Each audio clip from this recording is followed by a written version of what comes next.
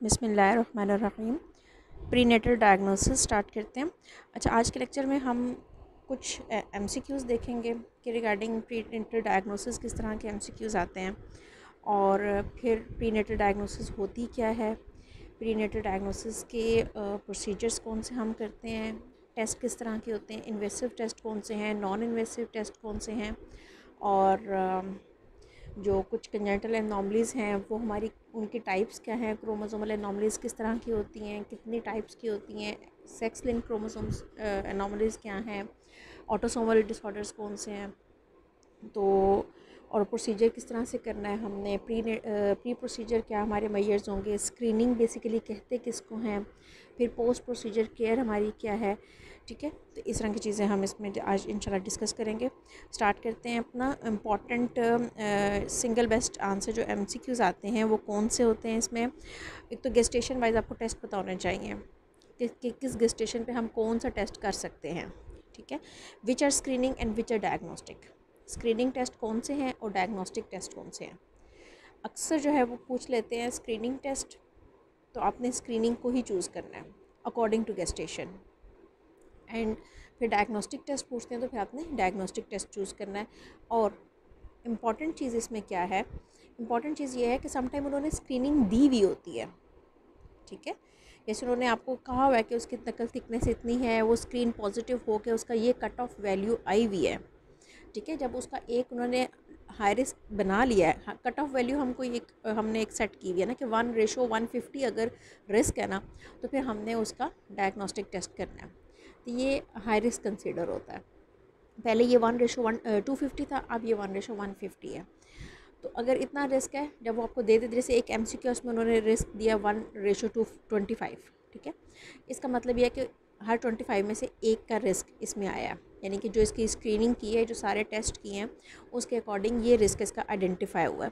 अब आपने कोई ना कोई डायग्नोस्टिक टेस्ट नीचे से चूज़ करना है, फिर आपने कोई स्क्रीनिंग टेस्ट चूज़ नहीं करना।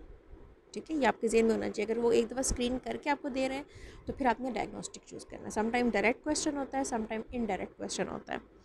Okay, direct indication of diagnostic test, sometime indications हैं कि अगर जैसे प्रीवियस क्रोमोसोमल एनॉमलस बेबी है, प्रीवियस डाउन सिंड्रोम बेबी है, तो आपने अगर इस तरह की हिस्ट्री आती है तो फिर आपने स्क्रीनिंग टेस्ट चूज़ ही नहीं करना। वो पूछेंगे कि previous patient came at 10 weeks with the previous history of down syndrome, she is having a baby or with Down syndrome, then what is the appropriate test। ठीक है, या what is your management, या what test you will advise. तो फिर आप उसमें diagnostic test choose करेंगे, फिर आप स्क्रीनिंग नहीं करेंगे उस पेशेंट की, क्योंकि ये ऑलरेडी एक हाई रिस्क पेशेंट हो गया। Family history Down syndrome leads what to do. ठीक है, अगर फैमिली हिस्ट्री, समटाइम वो पूछ लेते हैं कि फैमिली हिस्ट्री है डाउन सिंड्रोम की, समटाइम वो कहते हैं कि पेशेंट आई है, वो कह रही है कि मेरी दोस्त का बेबी जो था वो डाउन सिंड्रोम था, तो अब मुझे क्या करना चाहिए, I am worried about my baby. तो इफ़ शी इज़ वरिड तो आपने उसे काउंसिल करना है कि जो फैमिली हिस्ट्री है, या फिर कोई अगर किसी फ्रेंड की तरफ है, तो उसका अपना जो बैकग्राउंड रिस्क है वही जनरल पॉपुलेशन वाला रिस्क ही इस पेशेंट में होगा। ठीक है, आपने उसको ये काउंसिल करना है। और अगर उसका अपना बेबी जो है वो डाउन सिंड्रोम है, एनॉमलस बेबी है, तो फिर उसका हम लोग डायग्नोस्टिक टेस्ट चूज़ करेंगे। ठीक है, और मोस्ट सेंसिटिव स्क्रीनिंग टेस्ट कौन से हैं, जैसे कि नॉन इन्वेसिव जो टेस्ट हैं, NIPT चूज़ करते हैं। ठीक है ना, और स्क्रीनिंग टेस्ट इन ट्विंस, ट्विंस में स्क्रीनिंग कैसे करते हैं, नकल थिकनेस एंटी मेजर करते हैं, या फिर आप उसमें कंबाइंड टेस्ट करते हैं। ठीक है, कंबाइंड टेस्ट भी कर सकते हैं और एंटी भी कर सकते हैं, और अगर ट्रिपलेट्स हैं तो फिर आपने एंटी एंड मैटरनल एज ही करना है, स्क्रीनिंग टेस्ट इन ट्रिपलेट्स। और डायग्नोस्टिक टेस्ट फॉर ट्विंस क्या है, डायग्नोस्टिक टेस्ट है ट्विंस के लिए CVS कर सकते हैं, एमनियोसेंटेसिस कर सकते हैं, लेकिन एमनियोसेंटेसिस इज़ मोर प्रेफर्ड, क्योंकि एक तो CVS के साथ मिसकैरेज का रिस्क ज़्यादा है।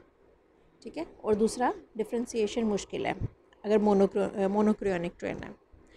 और cut off value used for the diagnosis, तो वो क्या है, मैंने अभी आपको क्या बताया, कट ऑफ पॉइंट हमारा क्या है, जब हम लोग डायग्नोस्टिक करते हैं तो वो 1:150। अगर आपने किसी पेशेंट का स्क्रीनिंग टेस्ट किए हैं और उसके बाद उसका जो रिस्क आया है वो 1:150 आया है, इसका मतलब है कि आपने उसको फर्दर क्या करना है, डायग्नोस्टिक टेस्ट उसका करना है। तो ये this is 1:150 is a cut off.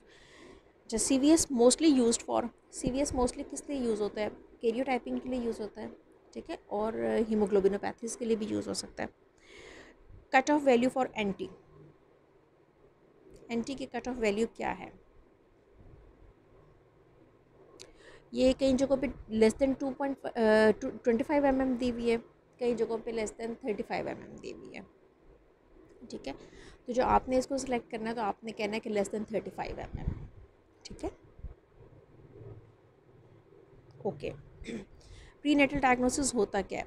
Prenatal diagnosis is identification of a disease in fetus prior to birth, okay. Cut off value वही बात है कि एंटी की क्या है, हम यूज़ करते हैं 3.5 लेस देन 3.5 mm। क्लासिफिकेशन क्या है फॉर द प्रीनेटल डायग्नोसिस? कौन से टेस्ट हम करते हैं? नॉन इन्वेसिव टेस्ट कौन से हैं, इन्वेसिव कौन से हैं? नॉन इन्वेसिव में आपके मैटरनल ब्लड टेस्ट आ जाते हैं जो कि बायोकेमिकल टेस्ट हैं, अल्ट्रासाउंड आ जाता है, सेल फ्री फीटल DNA आ जाता है, ठीक है। और इन्वेसिव में क्या है? कोरियोनिक विलस सैम्पलिंग आ गई, एमनियोसेंटेसिस आ गया, कॉर्डोसेंटेसिस आ गया।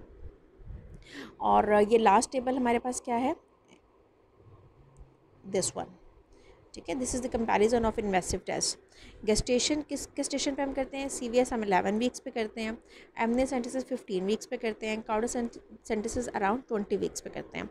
मिसकैरेज का रिस्क किसके साथ कितना है? CVS के साथ 2% है, एमनियोसेंटेसिस के साथ 1% है, कॉर्डोसेंटेसिस के साथ 2 to 5% है। अच्छा, याद रखना है जब ट्विन या मल्टीपल गेस्टेशन होती है ना तो CVS का रिस्क डबल हो जाता है, ठीक है, लेकिन एमनियोसेंटेसिस के साथ रिस्क सेम रहता है, ठीक है। तो ये भी एक एडवांटेज है, इसलिए भी प्रेफर करते हैं एमनियोसेंटेसिस को ट्विन्स में, ओके। ये जो एक पर्पल बॉक्स है हमारे पास, इसमें हमने जनरल लिखा है कि स्क्रीनिंग किन कंडीशंस में की जाती है या उसके क्या प्री रिक्विजिट्स हैं। रेलेवेंस होना चाहिए, जो कंडीशन स्क्रीन हो रही है that should be relevant and important. Effect on management, alternative management options जो हैं वो अवेलेबल होनी चाहिए। आपने किसी को स्क्रीन किया है और आगे पास कोई ऑप्शन अवेलेबल नहीं है उसको मैनेज करने के लिए, तो फिर कोई फ़ायदा नहीं है उस डिज़ीज़ को स्क्रीन करने का। हेपेटाइटिस C वायरस को इसीलिए प्रेगनेंसी में स्क्रीन नहीं करते क्योंकि उसके लिए हमारे पास फर्दर कोई मैनेजमेंट नहीं है, ना वो हमने टर्मिनेशन करना है, ठीक है, ना हमने उसके अंदर कोई उसको मेडिकेशन देनी है, ठीक है, और ना ही उसकी कोई वैक्सीनेशन देनी है। तो फिर इस वजह से उसकी निस्बत रूबेला को स्क्रीन करते हैं। क्यों? रूबेला की वैक्सीनेशन दी जा सकती है, बेशक पोस्ट प्रेगनेंसी देंगे बट यू कैन गिव। और रूबेला से रिलेटेड क्या इंपॉर्टेंट बात है कि अगर आप उसको कर लेते हैं फर्स्ट ट्राइमेस्टर में तो आप उसका बैकअप टेस्ट एज कंपैरिजन आप उसको यूज़ कर सकते हैं बाद में, जब अगर फर्दर आप सस्पेक्ट करते हैं। और अगर रूबेला पॉजिटिव आ जाता है तो फिर भी we have protocol to manage the case with rubella. आपने टर्मिनेशन करनी है लेस दैन 16 वीक्स, ठीक है। यू नो कि कहाँ पर कंजेनिटल एनोमलीज ज़्यादा हैं, कैसे मैंने इसको मॉनिटर करना है, you have a plan for that ना, but there is no management plan regarding hepatitis C. That's why we don't screen pregnant lady for hepatitis C, but we screen for the rubella, okay. although के rubella इसलिए अब guidelines में उसको omit इसलिए कर दिया, withdraw कर लिया रूबेला की स्क्रीनिंग को, बिकॉज ड्यू टू वैक्सीनेशन, क्योंकि अब तो अर्ली एज में वैक्सीनेशन कर देते हैं ना रूबेला की, तो वैक्सीनेशन की वजह से अब उसका इंसिडेंस कम हो गया, इस वजह से गाइडलाइंस में अब रूबेला नहीं है, ठीक है। लेकिन उन्होंने रूबेला को ओमिट करके हेपेटाइटिस C को इंक्लूड नहीं किया, ओके। रेस्ट है हमारे पास कि sensitivity, the test should be sensitive, कि हम अगर करेंगे तो उसका डिटेक्शन रेट हाई है, ठीक है। स्पेसिफिसिटी, तो डिज़ीज़ को एक्सक्लूड करने का भी उस टेस्ट में एबिलिटी होनी चाहिए, जो भी टेस्ट हम उस कंडीशन के लिए कर रहे हैं तो वो जो टेस्ट है वो डिज़ीज़ को एक्सक्लूड भी करे, ठीक है, कि वो नेगेटिव है means negative. Predictive value, the test must predict accurately who does and who does not have the condition. Affordability, the test should be cheap enough to be cost effective, okay. Equity, यानी कि availability होनी चाहिए, equally available होना चाहिए to all, ठीक है, then we will screen that disease, okay. Next क्या है हमारे पास? कंजेनिटल डिसऑर्डर्स क्या होते हैं? कंजेनिटल डिसऑर्डर्स जो हैं वो सबसे पहले तो ये बहुत इंपॉर्टेंट स्लाइड है आपके पास, दिस वन पिंक, ठीक है। कंजेनिटल एनॉमलीज स्ट्रक्चरल डिफेक्ट्स होते हैं जो कि present at birth, major anomalies 2 to 3% होती हैं, ठीक है। और ये हमारे पास MCQ आता है, 2 to 3% मेजर एनॉमलीज होती हैं। अगर कहीं पर आपको 3 to 8% हाई रिस्क में लिखा हुआ है, विलियम्स के MCQ में 6% दिया हुआ है, लेकिन आपने जो ऑप्शन चूज़ करनी है दैट इज़ 2 to 3%, क्योंकि EBM में 2 to 3% ही दिया हुआ है। अगर माइनर एनॉमलीज पूछ लें दैट इज़ 5%। अच्छा, ऑटोसोमल कंडीशंस कौन सी हैं? Classification of chromosomal abnormalities, autosomal trisomy 21, Down syndrome, 1/800 इसका रिस्क इंसिडेंस है, मोस्ट कॉमन ट्राइसोमी है, strongly associated with maternal age, long term prognosis depends upon the presence of cardiac anomaly. अगर cardiac anomaly present है तो फिर prognosis more worse. Trisomy 18, Edward syndrome, 1/3500 इसका incidence है। IUGR इसमें होता है single umbilical artery, overlapping clenched fingers and rocker bottom feet, fewer than 10% infants survive to 1 year of age। ठीक है। ट्राइसोमी 13 क्या है? Patau syndrome and that is 1/5000, IUGR with facial clefts. अच्छा, ट्राइसोमी 13 में ना आपने याद रखना है, आगे भी हम इसके करेंगे, अभी फर्दर फीचर्स भी करेंगे। इसमें मिड स्ट्रक्चर जो है ना वो डिफेक्ट्स आते हैं, ऊपर ब्रेन में कार्डियक क्लेफ्ट लिप, तो इसके अंदर मिड स्ट्रक्चर एनॉमलीज होती हैं। तो that is the clue for to choose trisomy 13। और IUGR हो गया polydactyly, fewer than 3% survive to age 3। Cri du chat syndrome है, ये 1/20,000 है, राउंड फेशियस हैं, epicanthal fold and mental retardation and high pitched monotonous cry.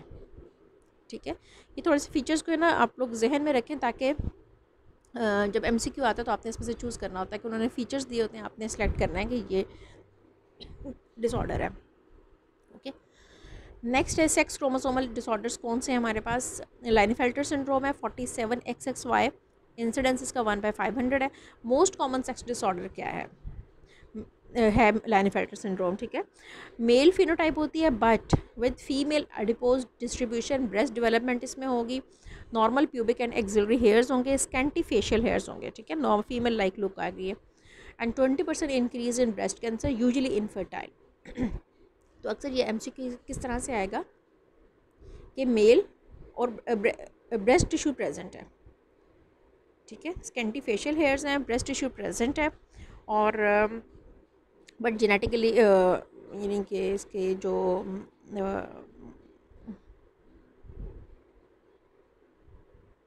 जेनिटेलियाज हैं they are mail like. ठीक है, और टर्नर सिंड्रोम 45XO, 1/2500 इसका इंसिडेंस है। ठीक है, accounts for around 25% of early miscarriage, short female with web neck, primary amenorrhoea होगा, renal anomalies होंगी, और कार्डियक डिफेक्ट्स होंगे, एओर्टिक कॉक्टेशन होगी, इनफर्टाइल होगा पेशेंट। और थर्ड नंबर पे 47XYY, 1/800। ठीक है, tall male with normal genitalia and testosterone level but intellectually limited. ठीक है, और यूजुअली फर्टाइल भी होते हैं ये पेशेंट। ओके, ये सोनोग्राफिक फीचर्स हैं ट्राइसोमी 21 के, 13 के, 18 के। इनको आपने अच्छी तरह से याद करना है, रीज़न बीइंग कि ये इनमें से MCQ आएगा कि ये फीचर्स हैं। तो क्या होगा, सबसे पहले ट्राइसोमी 13 करते हैं। 13 में मैंने आपको कहा था मिड स्ट्रक्चर एनॉमलीज होंगी, holoprosencephaly, cardiac defects, cleft lip, polydactyly, IUGR। Okay, और अम्फेलोसील भी हो सकता है ट्राइसोमी 13 के साथ। ट्राइसोमी 21 में क्या है? एंटी रेज्ड होगा, short femur, duodenal atresia, renal pyelectasis, cardiac defects होंगे, एक्योजेनिक बावल होगा, एक्योजेनिक कार्डियक फोकस।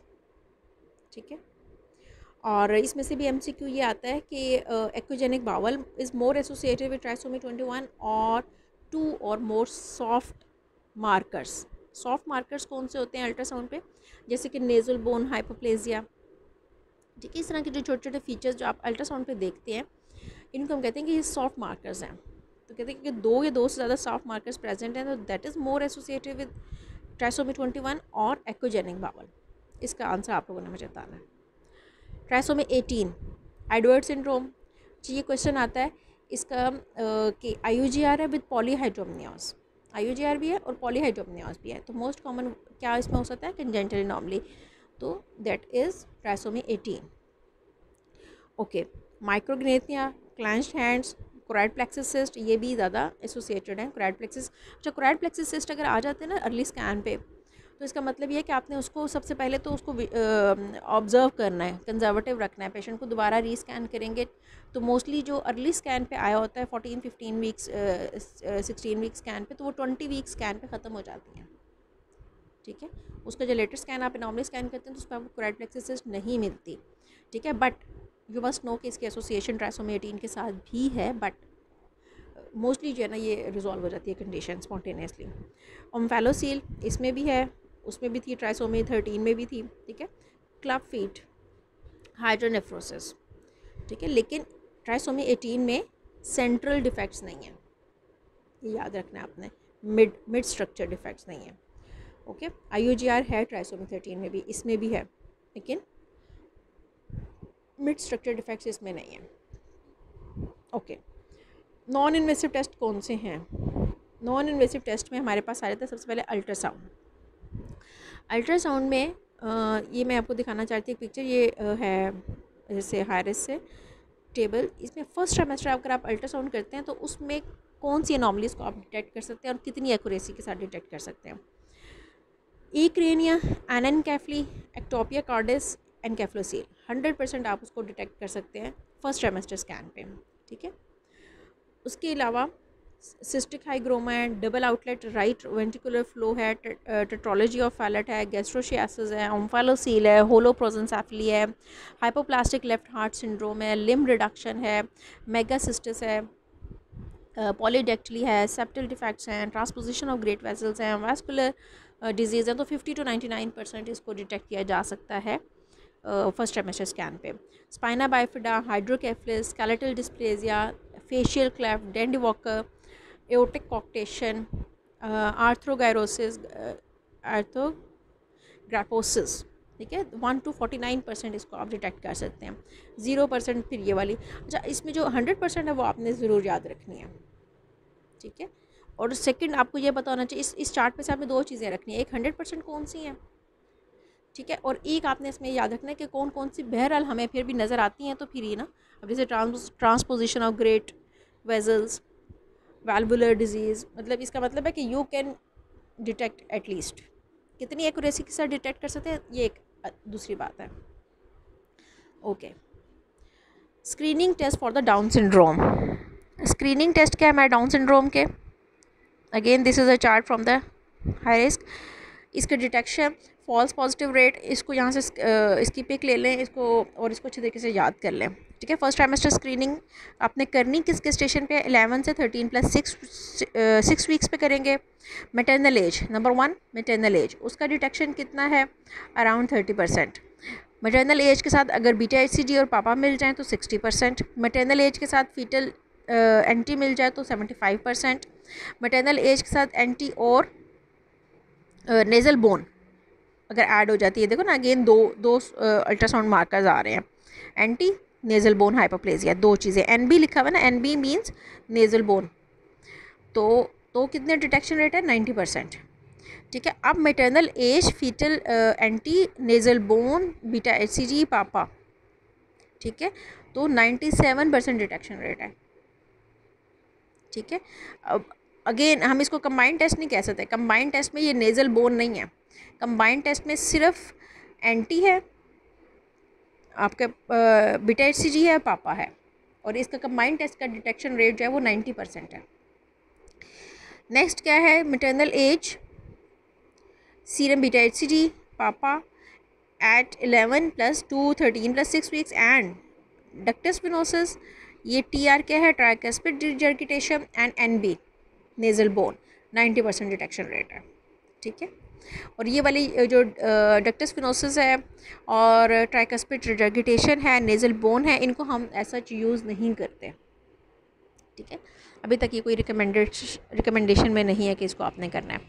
नेक्स्ट क्या है? Nasal bone, sorry maternal age, NT nasal bone, serum beta HCG, PAPPA and cell free fetal DNA, 99% detection rate. और next क्या है? Second trimester screening 15 weeks onward आपने करनी है। मैटरनल एज और serum biochemistry at 15 to 18 weeks 60 to 70% detection rate है इसका। Ultrasound for fetal defects and markers at 16 to 23 weeks 75% detection rate. इसके अलावा भी अभी टेस्ट आपने करने हैं इसमें, वो हम लोग सेपरेटली करेंगे regarding like quadruple test, triple test, ये वाले टेस्ट हैं। अच्छा, ये है कुछ biochemical markers in the second trimester. Neural tube defects में होगा तो फिर अल्फा फिटोप्रोटीन इंक्रीज़ होगा, बाकी सारी चीज़ें नॉर्मल होंगी। डाउन सिंड्रोम अगर है तो 2 अप 2 डाउन, ठीक है। 2 अप कौन से हैं? बीटा एसिडी, इनहिबिन ए दोनों ज़्यादा होते हैं, अल्फा फिटोप्रोटीन और एस्ट्रायोल दोनों कम होते हैं। ट्राइसोमी 18 में ऑल डाउन, 18 है ना, अंडर 20s, तो ऑल डाउन सब डिक्रीज़ होंगे। मोलर प्रेगनेंसी है, अल्फा फिटोप्रोटीन डिक्रीज़ होगा, एस्ट्रायोल डिक्रीज़ होगा, एचसीजी वेरी हाई होगा, इनहिबिन ए भी इंक्रीज़ होगा। मल्टीपल गेस्टेशन में अल्फा फिटोप्रोटीन इंक्रीज़ हो जाता है, एस्ट्रायोल नॉर्मल रहता है, एचसीजी डिक्रीज़ हो जाता है, इनहिबिन ए इंक्रीज़ होता है। Fetal death, alpha fetoprotein increase होगा, एस्ट्रायोल डिक्रीज़ होगा, एचसीजी डिक्रीज़ होगा, इनहिबिन ए डिक्रीज़ होगा। वैसे यहाँ पर मेरा ख्याल है मल्टीपल गेस्टेशन में एचसीजी को डिक्रीज़ तो नहीं होना चाहिए, that should, I think may be that is wrong here, क्योंकि इसमें एचसीजी ज़्यादा होता है मल्टीपल प्रेगनेंसी में। Okay, this is the picture for the amniocentesis and chorionic villus sampling. इसको आगे हम दोबारा करेंगे। एग्जाम्पल्स ऑफ द कंडीशंस जो हम डिफरेंट डायग्नोस्टिक टेस्ट के लिए यूज़ करते हैं। अल्ट्रासाउंड स्ट्रक्चरल एनॉमलीज के लिए, इन्वेसिव टेस्ट जो कि सीवीएस और एमनियोसेंटेसिस है, डाउन सिंड्रोम के लिए, सिस्टिक फाइब्रोसिस के लिए, थैलेसीमियास के लिए, ठीक है। इसमें से भी एमसीक्यू आता है कि अक्सर वो पूछ लेते हैं कि डाउन सिंड्रोम एंड थैलेसीमिया, तो फिर आपने चूज़ करना होता है टेस्ट के इन्वेसिव, हम ये वाला करते हैं। कॉर्डोसेंटेसिस मोस्टली किसके लिए करते हैं? एलोइम्यून थ्रोम्बोसाइटोपेनिया, ठीक है। और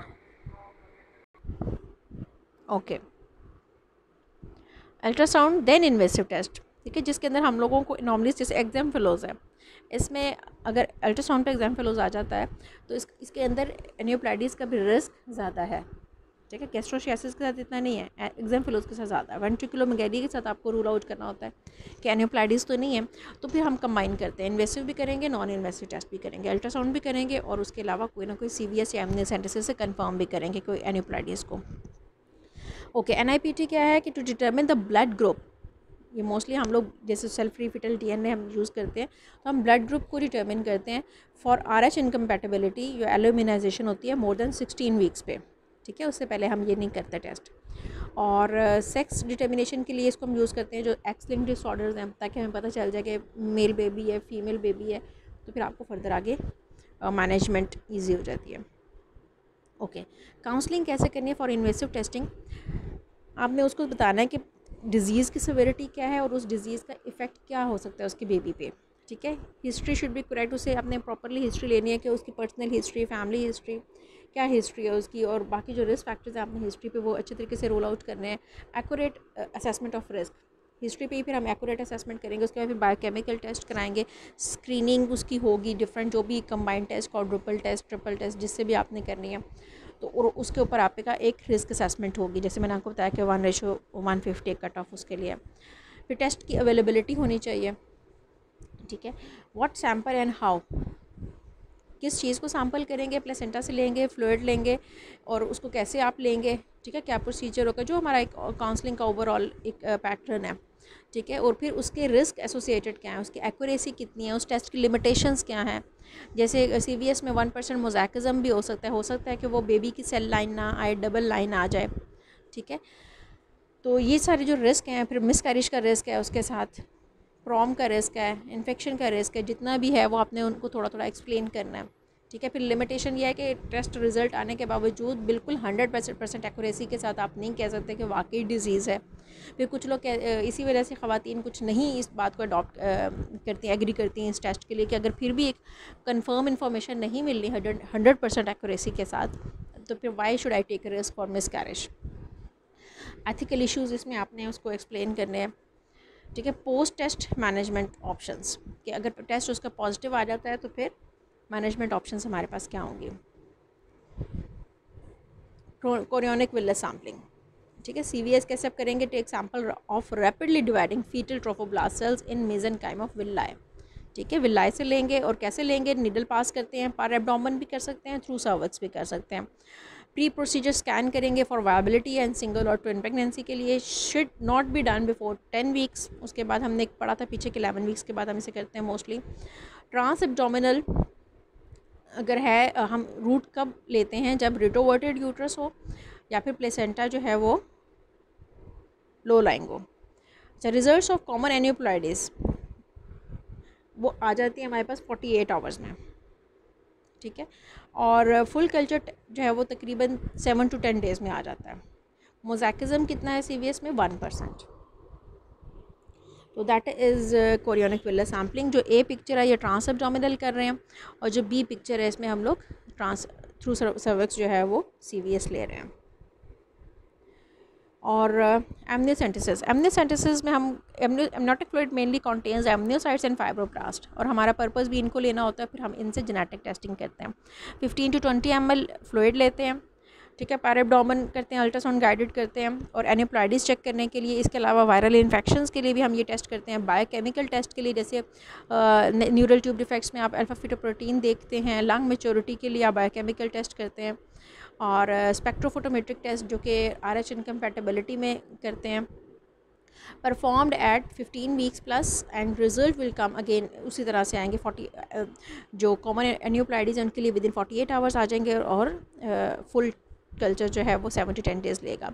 amniocentesis is preferred in twins, और that is the picture for the amniocentesis जो पर एब्डोमेन अल्ट्रासाउंड गाइडेड ले रहे हैं, that is the pro for the ultrasound. Cordocentesis can be perform from 20 weeks and ultrasound guided करते हैं, and per abdominal और into umbilical cord at the point where it inserts into the placenta.